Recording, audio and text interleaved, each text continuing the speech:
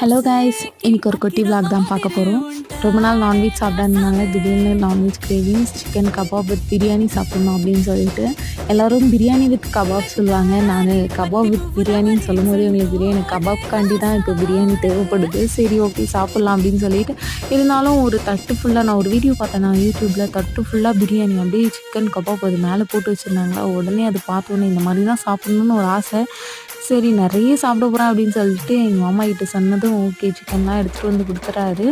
4 பேர் செய்கிறதுக்கு நான் 9 பேருக்கு செஞ்சு வச்சுட்டேன். பட் எப்படியாவது அதை சேல்ஸ் பண்ணி ஆகணுமே, வேஸ்ட் ஆகாமல் அப்படின்னு சொல்லிட்டு பக்கத்தில் இருந்த அக்கா கிட்டேயும் கொஞ்சம் கொடுத்துட்டு அவங்க வீட்டில் ஒரு 3 பேர்.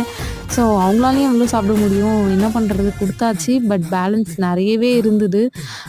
பரவாயில்ல விடுங்க மாமா, நான் மறுநாளும் அதே சாப்பிட்டுக்கிறேன்னு சொல்லிட்டு 3 வேளைக்கு பிரியாணியே சாப்பிட்டு எப்படியோ ஒன்று ஃபைனலாக பிரியாணி வேண்டாம் காலி.